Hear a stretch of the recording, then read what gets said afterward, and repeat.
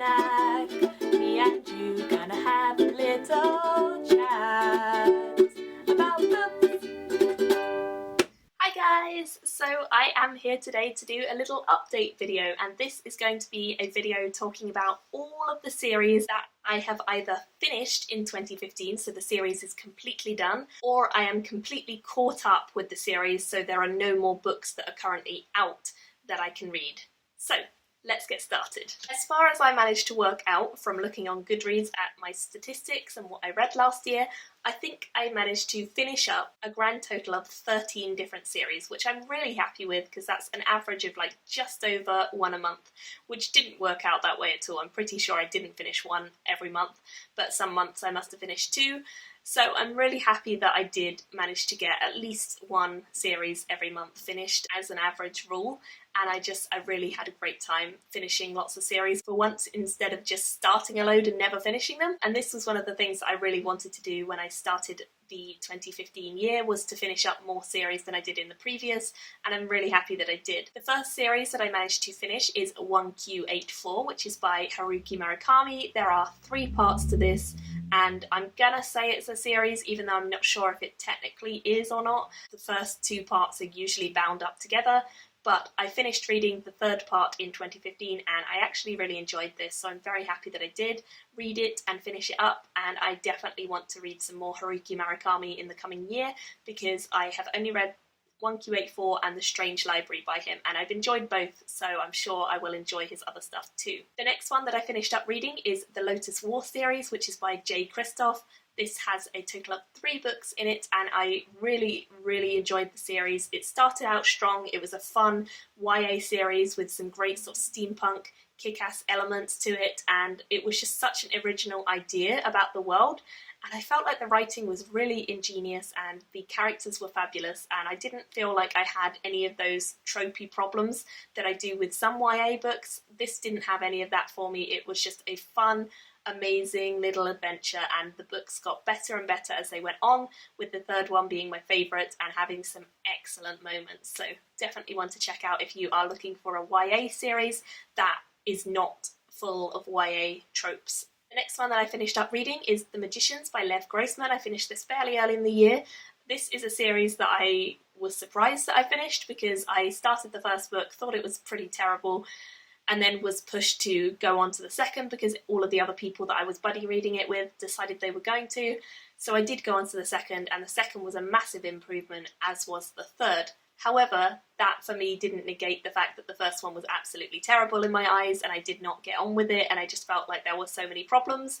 So it was a strange series overall. I would say that the first book is bad, the 2nd book is decent, and the 3rd book I actually enjoyed. Strange, but there you go. The next one that I finished up reading is the Riyria Revelation series, which is by Michael J. Sullivan. This was originally 6 books. It's now since been bound into 3, and they are Theft of Swords, Rise of Empire and Heir of Novron, and I really loved the ending of this series. It probably has one of the strongest endings of a trilogy, or I suppose 6-book series, that I've ever read, because it's got so much forethought in the actual design of the whole series. Michael J. Sullivan wrote all of these books before they were published, and so he was able to insert these little moments. Basically, it's a lot of foreshadowing that he was able to put into the earlier books, and when everything in the last book finally comes together, you're like mind blown because you just didn't realise that he had managed to weave things so well together, and it's excellently done. Plus the characters and the world is just really adventurous and fun and light-hearted, and it's such a good read, so definitely one I would recommend highly. Another series which I would class as really fun and also steampunk is the Parasole Protectorate series, which is by Gail Carriger. This is a 5-book series and I read all 5 this year. I so much enjoyed this. It was definitely so much fun to dip my toe into the wacky and wonderful world of Gail Carriger. She has an amazing imagination. She definitely brings the idea of paranormal romance into this series, but it's done in a way that kind of mocks it slightly, kind of takes the myth out of itself and makes it such an enjoyable read on the whole. I just really loved the characters that we met within this. Some of them are firm favourites of mine, and I cannot wait to move on to some of her other series because I know she's got 2 other series. One is ongoing, one I believe is finished, I'm not sure. I do own books from both of them, so I'm certain I'm going to enjoy them, and she's just an excellent writer of steampunk. So if you want to try out some steampunk but you don't want to get too heavy or anything like that, then this is a great start point for that. The next one that I read, which is again sort of steampunk, is the Ketty J series by Chris Wooding.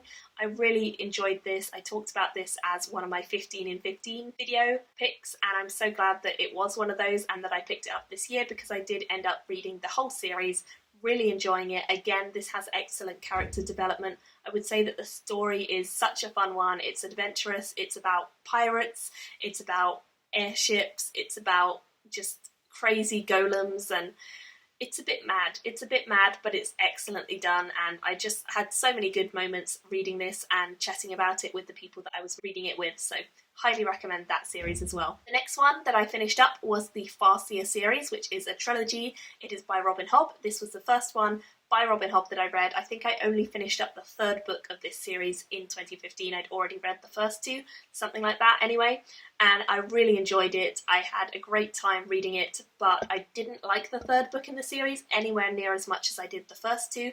However, that didn't stop me from then going on to read a hell of a lot more Robin Hobb books in the year, and I'm so glad that I did. I also picked up The Broken Empire, which is by Mark Lawrence. This is a trilogy, and I really enjoyed this. I feel like the first book is a little bit clunky in places, but still a very enjoyable read. The second and then the third book get a lot better in my opinion, and the writing that he works on and uses throughout these books is fabulous. It's very, very brutal. There is some horrible things that go on, yet his writing is absolutely stunning, and I thought the character being a horrible person was an excellent way to get you interested in the story straight away, and I really enjoyed it, so definitely one that I would recommend. The next series that I managed to finish up is the Liveships series by Robin Hobb. Again, this is a trilogy. This does not follow the main character of Fitz that we've got from most of the other Robin Hobb Realm of the Elderling books. This actually follows a couple of different characters from all over the land, and it's a very, very fun read with some excellent moments, absolutely flawless. I think the second book in this series was my favourite Robin Hobb book for quite a while, and it has so many absolutely stunning moments that I just would highly recommend this series to anyone. You can start here, or you can start with the Farseer books. Either of those is a good start point, but if you read Liveships, I would recommend then going back and reading Farseer if you like it, because it is fabulous as well and well worth starting at the beginning. I had a great time reading this series, and I think the Paragon and various other characters are just always going to live in my heart and be wonderful. So speaking of that, I then went on to another Robin Hobb series, which was the Tawny Man series. This again is a trilogy, and the third one in this series is my absolute favourite book of all time. I just adored it. Robin Hobb has firmly cemented her place as my favourite author ever with this series, and I think that only continues later on. She has excellent characterisation and development. She also plays with things like gender, and she's just a fabulous writer. Her writing is so beautiful anyway, and I think she knows how to tell a story in a way that you are going to get hooked into that story, engrossed in that story, and just be absolutely overwhelmed by how much you love it. And I love it. I absolutely did. So could not speak more highly about that one, to be honest. I just adored it. Another one that I managed to finish up is the Wheel of Time series. Now, some of you might say that, oh, you didn't read New Spring, which is the prequel. I'm not counting that as part of the series, even though some people do. For me, a prequel is not part of the series. It is just an add-on or an extra. And so I haven't read that one, but I have read all 14 of the main books, and I absolutely am so happy that I finished it in 2015. For me, this is a massive achievement. I think I've been reading it for about 4 or 5 years before I finished the whole series up, and so that it made my year to be able to finish Wheel of Time last year, and now I'm starting with the Malazan books, so hopefully in 2016 Malazan will be one that I've managed to say I've finished up. But last year it was Wheel of Time, and I'm so happy that I did.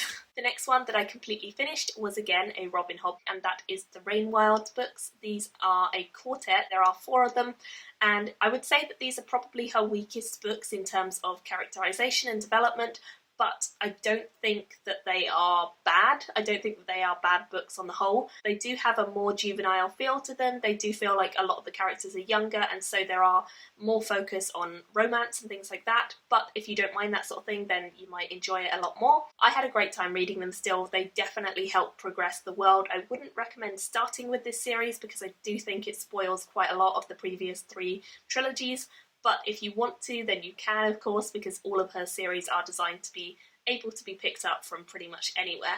But I would say it's better to start at the beginning. And then the final one that I managed to completely finish in this year, in 2015, was Alex and Ada, which is a 3-part graphic novel series. 3 trade volumes came out, and I read all 3 of them last year and very much enjoyed it. So that is one that I'm very happy to be done with, even though I wish it had been longer.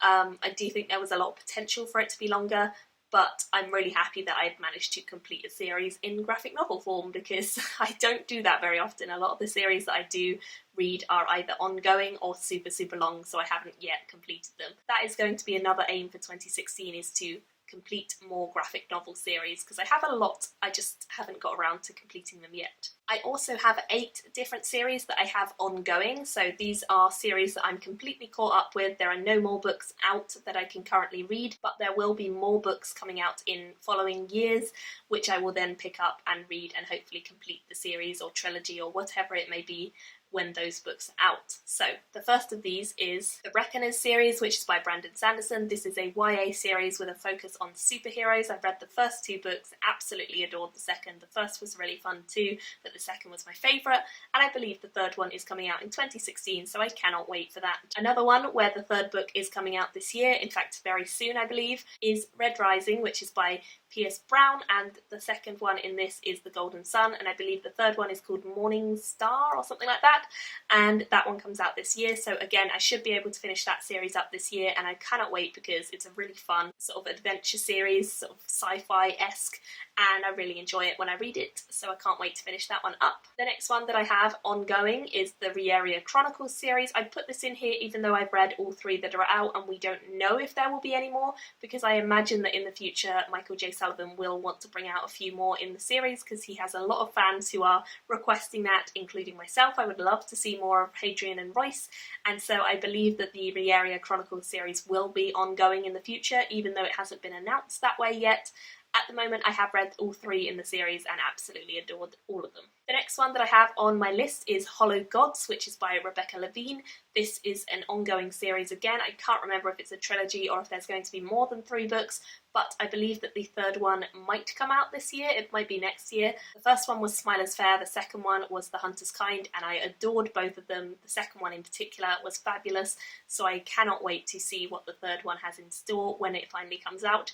I'm sure it's going to be marvellous. The next one that I have is The Demon Cycle by Peter V. Brett. This is a series where there are currently 4 books out. The 5th one I hope is either coming out late this year, maybe in 2017. I am so excited for whenever the 5th one comes out, because it's the 5th and final one, and it's a series that I have adored from the moment that I read the first one, and I love it so, so much. It's not a series that everyone loves because there is some violence and things like that, but I just think it's an inventive, imaginative way of talking about these demon-like creatures that infest this world, and it's such a immersive series, and I absolutely adore some of the characters in this and some of the ideas that he weaves into the story, so I cannot wait to finally finish that one up when the 5th book comes out. The next one that I have that is up to date is Mistborn, and I put that on the list because Bands of Mourning, which is the 6th one in the Mistborn overall series, although I have finished the original 3 trilogy, this is an ongoing series, and Bands of Mourning I believe comes out in January,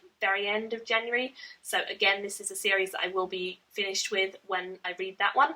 Really excited about it because even though I didn't love Shadows of Self, I thought it was just alright and had some good moments. There was a lot hinted at the ending of Shadows of Self that makes me want to read Bands of Mourning really soon, and hopefully I'll be able to pick that one up fairly soon after it comes out and get on it fairly quickly. Another one that I am highly anticipating the next book for is the Lightbringer series by Brent Weeks. I have completely caught up with this. There are 3 books out. I don't know if there's going to be 4 or 5 in the series, but I think the 4th one hopefully will come out fairly soon, maybe this year, again maybe 2017, I'm not sure. I am so excited about this series because the ending of these last few books has been incredible, and the world building and the drama is so fantastic, absolutely stellar. I just cannot wait to see how he continues to develop these characters and continues to melt my heart with moments that I just do not anticipate and am totally shocked by, because he's very good at that. He's very good at shocking me and doing things I don't expect. And the final one, which I'm highly anticipating, but I don't think it's coming out this year, possibly 2017 again, is the Fitz and the Fool series. I've read the first two in this series in 2015 and absolutely adored both of them, although the first one was my favourite, and I just cannot wait to see what happens next, because we're at a very, very dramatic point in the story when this one ends, and I cannot wait to get back to the character of Fitz and just see what's happening in his life, because it's always a challenge and always a struggle for him, poor guy. So can't wait for that. Those are all of the series that I have either finished or have got up to date with. Please do let me know if you have finished any series that you're really happy to have finished in 2015, or if there were any series that you would highly recommend me checking out that I haven't yet mentioned. And let me know what your thoughts are on the ongoing series that I'm all caught up with, because I'm very excited for all of them. Thank you all for watching. I will see you all again soon in another video. Bye! Me and you gonna have a little